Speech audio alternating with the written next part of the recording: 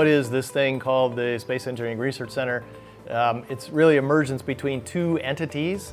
One is the Astronautical Engineering Department at USC, which is an accredited, specific accreditation in astronautics engineering from undergraduates all the way through graduate certificates and PhD, as well as this Soft Money Research Institute at USC. And it really is a bridge between the academic and industry as best as we can try to make it. We started as a university program, so everything was university-based, educational little satellites that, according to industry, cannot do anything. And then a few people started seeing the potential.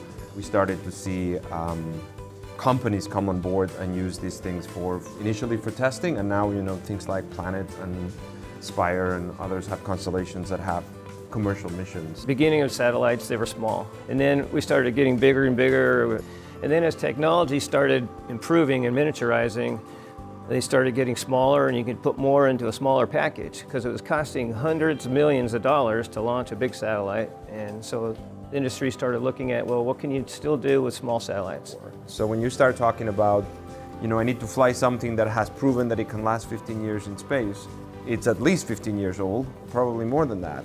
And the pace of electronics and things like that was just leaving satellites in the dust. If you actually look back at the Apollo days, or even before that, as Greg was talking about, things were small, then they got big, but they were launching all the time and they were failing, and that was okay back then.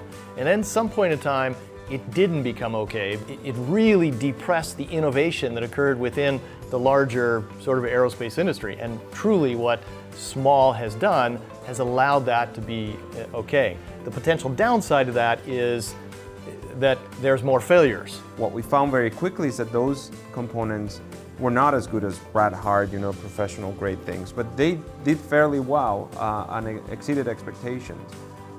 So all of a sudden, you had this much lower cost, higher performance per mass, higher performance per watt capability, and you had a population of students that were willing to take risk. We could teach the students, they would learn.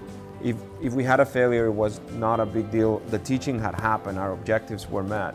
So we started taking a lot more risk than traditional space.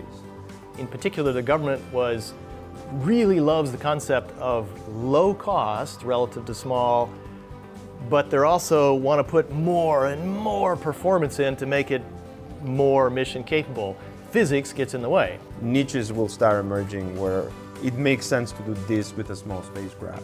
And we have JPL and NASA and other people saying, we can send these things to Jupiter or to Mars or to an asteroid. And now their interest is, can we do these more frequently? And maybe we'll have more failures, but if we're willing to take the risk, the cost goes down significantly.